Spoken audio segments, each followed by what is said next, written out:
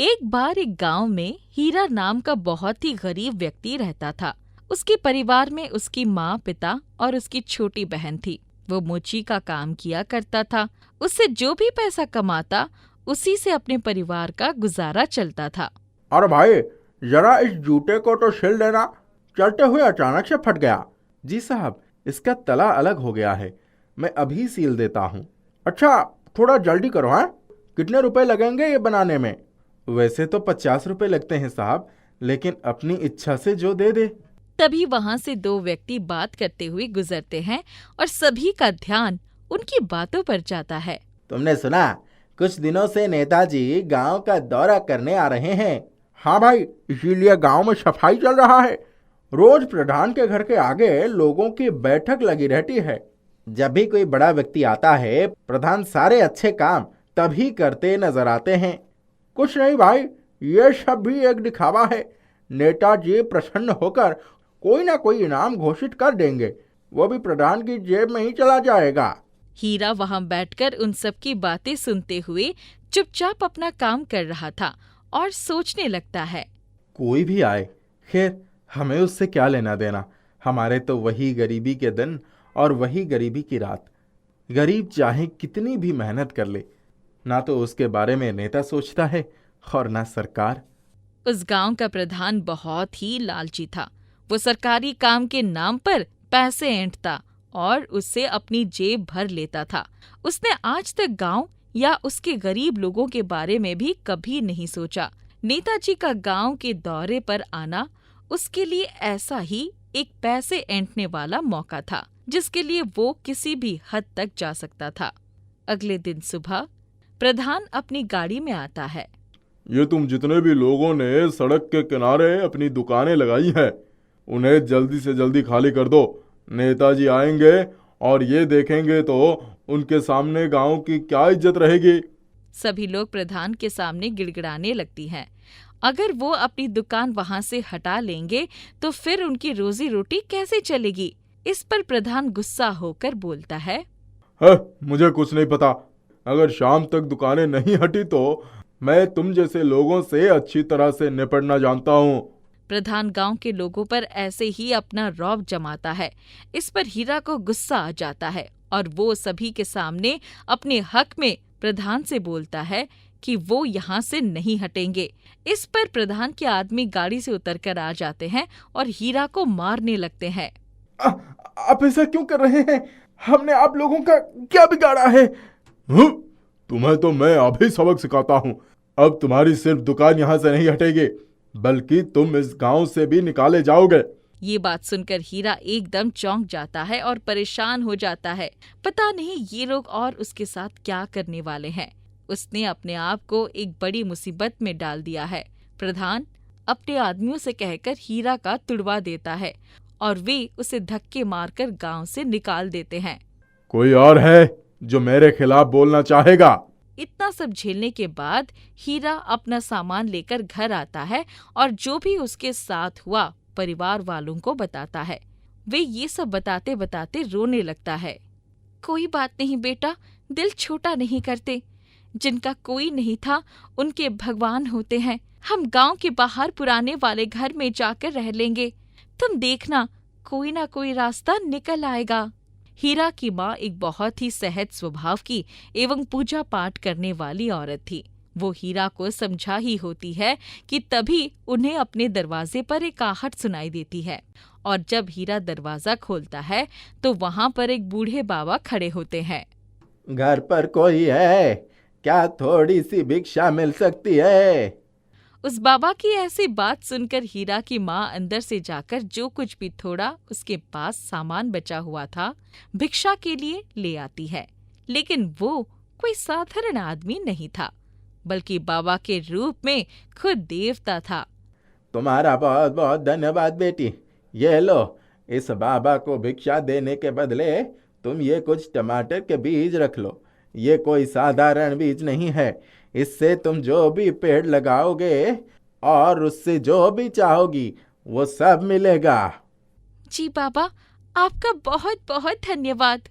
उसके बाद अपने पुराने घर जाकर हीरा की माँ उस बीज को लगा देती है और कुछ ही दिनों में वो बीज टमाटर के पौधे में बदल जाता है। वो कोई आम पौधा नहीं था, बल्कि जादुई था। हीरा अब सामान ढोकर बाजार ले जाने का काम किया करता था। अगर ये पौधा जादुई है और ये बात वाकई सच है, तो क्यों ना मैं इसे एक लकड़ी की गाड़ी मांग लूं? ऐसे मेरा भी काम आसान हो जाएगा। हीरा उस टमाटर के पेड़ के पास जाता है और उसे एक लकड़ी की गाड़ी मांगता है। तभी देखते ही देखते हीरा के आंगन में अपने आप एक लकड़ी की बड़ी सी गाड़ी आ जाती है।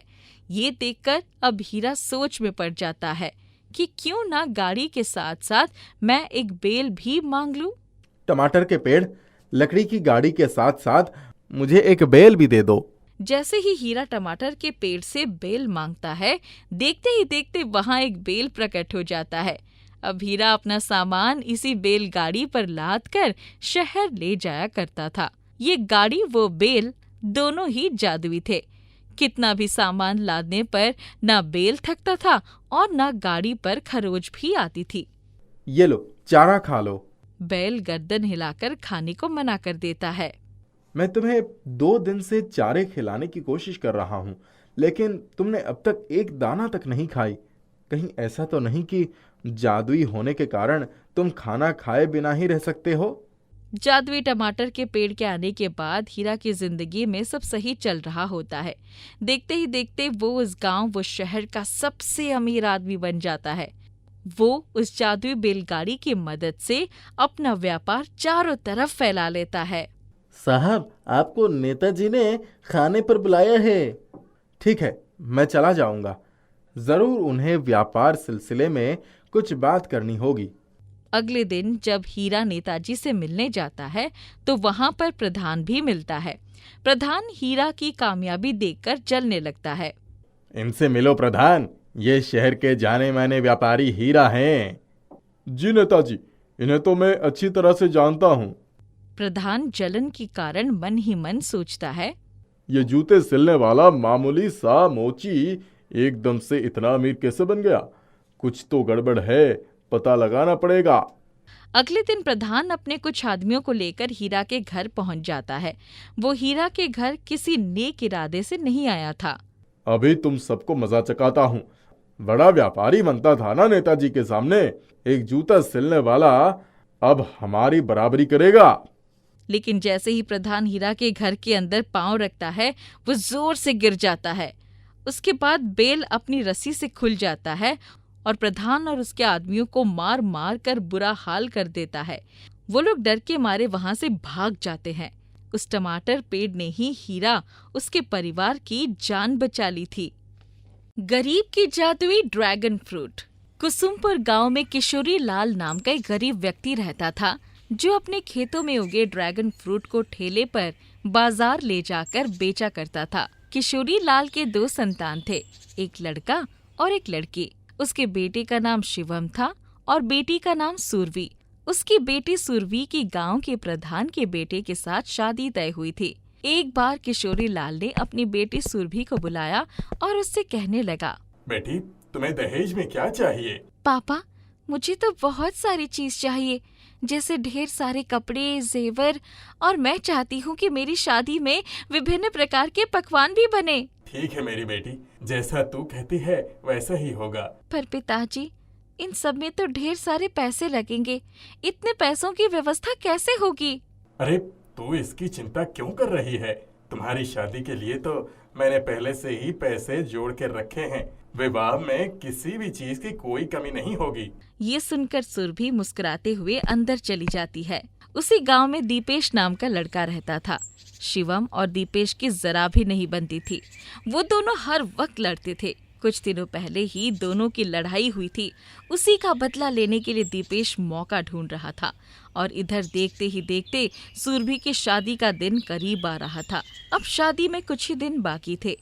एक दिन किशोरी लाल की पत्नी कुसुमलता कहती है, सुनिए जी, आपने बैंक में जो पैसे जोड़े हैं उसको जाकर निकालना ये ना, ताकि विवाह की तैयारी शुरू की जा सके। हाँ, तुम ठीक कहती हो। कल ही मैं बैंक से पैसे निकाल लाऊंगा।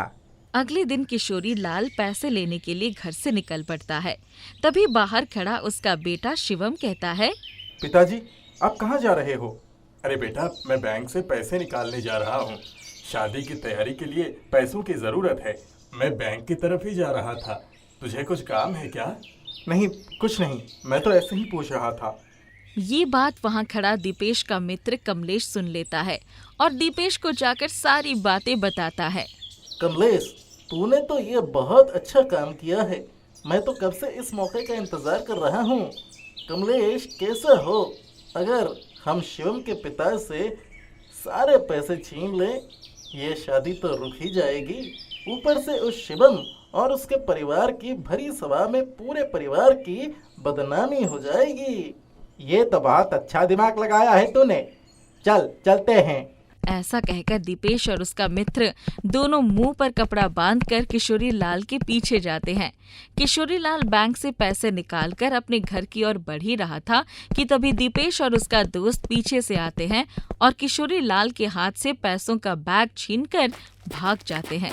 किशोरी लाल उनका पीछा करता है, लेकिन वो दोनों बहुत तेजी से भाग जाते हैं। तब किशोरी लाल जोर जोर से रोते हुए कहता है, भगवान, ये क्या हो गया? अब मेरी बेटी की शादी कैसे होगी? उधर किशोरी लाल के घर पर खुशी का माहौल छाया हुआ है।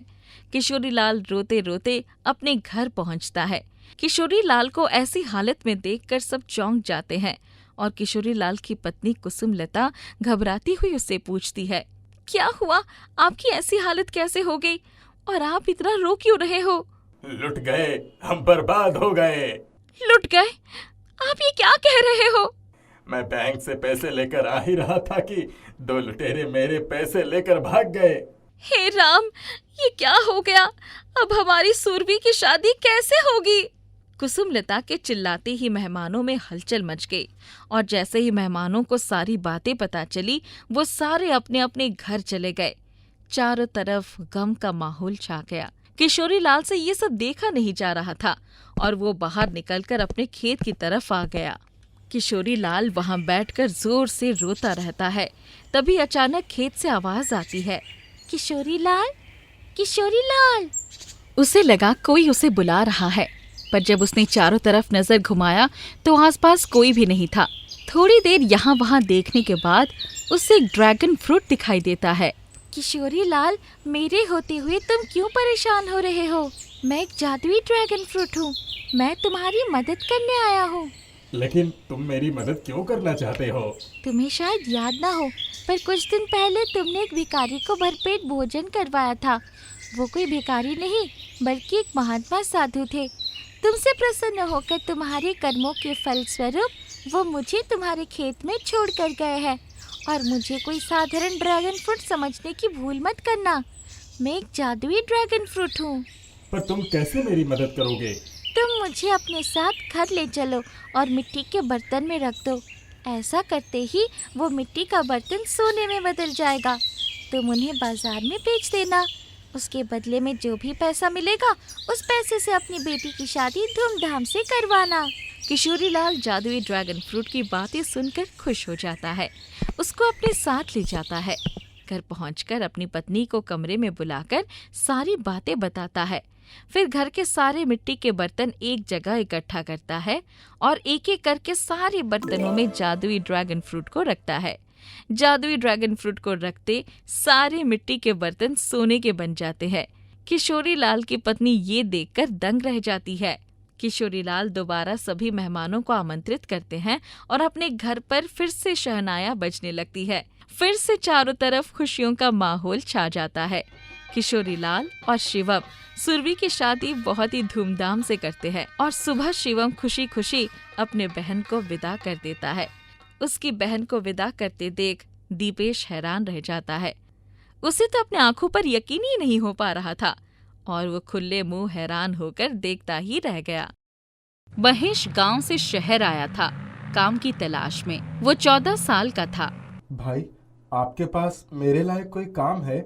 नहीं बेटा, आगे और दुकान है, तुम चाहो तो एक बार वहाँ जाकर पूछ लो। महेश आगे बढ़ गया। वो धर्मेश की दुकान पर पहुंचा। भाई, आपके पास मेरे लायक कोई काम है? काम तो है, लेकिन क्या तुम ये कर पाओगे? घंटों तक इस खौलते हुए तेल के पास काम करना है। मैं जलेबी बेचता हूँ और जलेबी बनाने के लिए इस तेल की कढ़ाई के पास ही खड़े रहना होता है। मैं कर लूँगा। ठीक है, मैं महीने के 5,000 दे सकता हूँ। रहना और खाना भी मैं ही दूंगा। महेश ने सोचा, भले ही 5,000 बहुत छोटी रकम है, पर कम से कम 5,000 तो मैं घर भेज सकता हूँ ना। और वैसे भी ये भाई मेरे रहने और खाने के इंतजाम तो कर ही लेंगे। ठीक है भाई, मुझे मंजूर है। ठीक है फिर। धर्मेश महेश को अपने घर ले गया। श्रीदेवी, ये महेश है। आज से ये हमारी दुकान पर काम करेंगे और यही हमारे साथ रहेंगे। ठीक है महेश, तुम हाथ मुंह धो लो, मैं तुम्हारे लिए खाना लगाती हूँ। ठीक है। श्रीदेवी ने महेश को खाना दिया और उससे बातें करने लगे। महेश के सोने के लिए एक छोटा सा कमरा भी दे दिया। धर्मेश भाई और भाभी दोनों बहुत अच्छे हैं। भले ही मेरी कमाई कम हो रही है, लेकिन दोनों मेरे खाने और रहने का अच्छे से ख्याल रख रहे हैं। मुझे जल्दी से जल्दी धर्मेश भाई से काम सीखना होगा। महेश खुश था।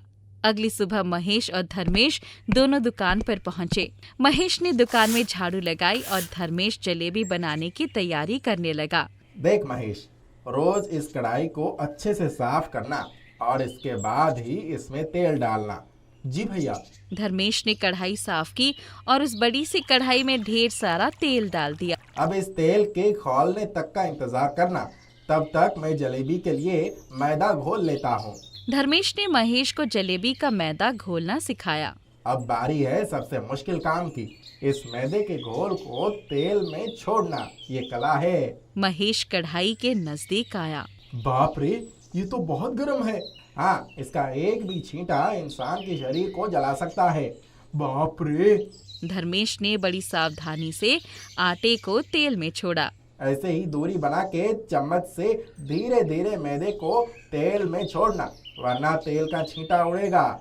धर्मेश ने कई बार करके दिखाया। धर्मेश भाई, अब मैं एक बार कोशिश करके देखता हूँ। हाँ हाँ, पर सावधानी से। महेश ने जैसे ही जलेबी का मैदा तेल में छोड़ा तो तेल का छींटा उसके हाथ पर उड़ा और महेश जोर से चिल्लाने लगा। अरे क्या हुआ? धर्मेश ने महेश के हाथ से चम्मच ले लिया और देखा कि तेल के छींटे से उसके हाथ में बड़ा सा छाला पड़ गया था। इसीलिए मैंने कहा था सावधानी से करना। तो फिक्र मत कर, जल्दी ठीक हो जाएगा। महेश के छाले पर जलन हो रही थी और दर्द भी। ये देखकर धर्मेश बोलने लगा, एक काम कर, तू घर जाकर आराम कर। नहीं भाई, कुछ देर में ठीक ही हो जाएगा। मैं यहीं बैठता हूँ। ठीक है फिर, तेल से दूर बैठना। महेश बाहर काउंटर पर बैठ गया और धर्मेश रोज की तरह जलेबी बनाने लगा। महेश उन जलेबी को ग्राहकों को देने लगा, पर महेश को बुरा लग रहा था कि धर्मेश भाई को ही ज्यादा काम करना पड़ रहा था। अगली सुबह दुकान खोलते ही महेश ने काम करना शुरू कर दिया। उसने दुकान साफ की, कढ़ाई साफ की और फिर कढ़ाई में तेल डाला। महेश, अब तू तेल की कढ़ाई से दूर हट जा। नहीं धर्मेश भाई, आज तो मैं जलेबी तेल में डालना सीख कर ही रहूंगा। ठीक है, पर आज बहुत हल्के हाथ से डालना। ठीक है भाई, मैं ध्यान रखूंगा। धर्मेश ने जलेबी का मैदा घोल दिया और फिर वो कढ़ाई के पास आया। महेश ने बहुत हल्के हाथ से तेल में जलेबी डाला। इस बार उसने सही तरीके से डाला और उस पर तेल भी नहीं उड़ा। वो बहुत खुश था। देखिए भाई, बहुत अच्छा, ऐसे ही डालो। महेश ने 2-3 और जलेबी डाल दिए और फिर जब उसने खुश होकर एक और जलेबी डाला तो फिर उसके हाथ पर तेल का छींटा उड़ा और वो जोर से चिल्लाया। अरे फिर से महेश के हाथ पर 2-3 छाले पड़ गए। फिर धर्मेश ने उसके हाथ पर क्रीम लगाई। अब तो तू तेल से दूर ही रहे। मेरी ही गलती थी। तू अभी भी बच्चा है, गरम तेल के पास काम कैसे कर सकता है? तू काउंटर पर बैठ जा। महेश काउंटर पर बैठ जाता है और वो सोच रहा था कि कहीं धर्मेश उसे काम से ना निकाल दे। फिर ग्राहक आते गए और धर्मेश जलेबी बनाता गया और महेश जलेबी पैक करके ग्राहकों को देता गया। धर्मेश की दुकान के सामने एक पेड़ था जिसके नीचे एक महात्मा आकर बैठे। महेश गौर से उस महात्मा को देख रहा था। बाबा के कपड़े फटे हुए थे और शरीर से भी बहुत कमजोर दिख रहे थे। क्या हुआ महेश? धर्मेश भाई, उस महात्मा की हालत देखिए। उन्हें देखकर मुझे अपने गांव की गरीबों की याद आ गई। लेकिन तू इस महात्मा की मदद कर सकता है। जाकर एक जलेबी उस बाबा को देकर आ जा। महेश ने जलेबी पैक किया और उस पेड़ के पास गया। ये लो बाबा, खा लो। शुक्रिया बेटा, आज बिना मांगे तुमने मुझे खाना दे दिया। भगवान तेरी हर मनोकामनाएं पूरी करे। अगर भगवान मेरी बात सुन रहे होते तो मेरी ये हालत थोड़ी ना होती। ये देखिए, जब भी तेल में जलेबी डालने जाता हूँ तो तेल के छींटे उड़ते हैं। गांव से यहाँ आया हूँ कुछ पैसे कमाकर माँ पिता की मदद करने के लिए, पर पता नहीं क्या होगा। तो फिक्र मत कर बेटा, सब कुछ ठीक हो जाएगा। महेश वापस दुकान की ओर चल पड़ा और जब वो दुकान में पहुंचा तो देखा उसके हाथ पर भी छाल नहीं था। तेरे हाथ में 3-4 छाले थे ना, वो कहाँ गए? अब तक तो थे, पर अब पता नहीं। महेश उस महात्मा की ओर देखा और महात्मा मुस्कुराने लगे। तभी महात्मा के शरीर के आसपास रोशनी दिखने लगी और महात्मा उसके पास आकर कहने लगे, बेटा, अब तू अगर खौलते हुए तेल में भी हाथ डालेगा तो भी तुझे कुछ नहीं होगा। ऐसा कहकर महात्मा वहां से गायब हो गए। ये सब देखकर महेश और धर्मेश आश्चर्यचकित रह गए। उन्हें समझ नहीं आ रहा था कि उनके साथ क्या हो रहा था। वो महात्मा जरूर भगवान का ही स्वरूप होंगे। तो बहुत भाग्यवान है कि उन्होंने तुझ पर अपनी कृपा बरसाई है। हाँ धर्मेश भाई, आप सही कह रहे हो, पर क्या मैं सच में खौलते हुए तेल में हाथ डाल सकता हूँ? महेश ने तेल का एक कतरा अपने हाथ पर डाला तो उसे तेल बिल्कुल भी गर्म नहीं लगा। भाई, ये तेल बिल्कुल भी गर्म नहीं है। क्या इतना गर्म खौलता हुआ तेल तुझे गर्म नहीं लग रही है? फिर महेश ने तेल की कढ़ाई में हाथ डाला, लेकिन उसका हाथ जला नहीं। ये देखकर धर्मेश और महेश दोनों हैरान रह गए। महेश अपने हाथ से खौलते तेल से जलेबी निकालने लगा। बाजार से गुजरने वाले लोग उसका ये करतब देखकर हैरान रह गए। धर्मेश के ग्राहक बढ़ गए। धर्मेश की दुकान चल पड़ी। महेश की पगार भी 5,000 से 30,000 हो गई। अब वो अपने माता पिता को खूब सारे पैसे भेजा करता था। खौलते तेल में हाथ डालने वाला महेश कुछ ही दिनों में मशहूर हो गया।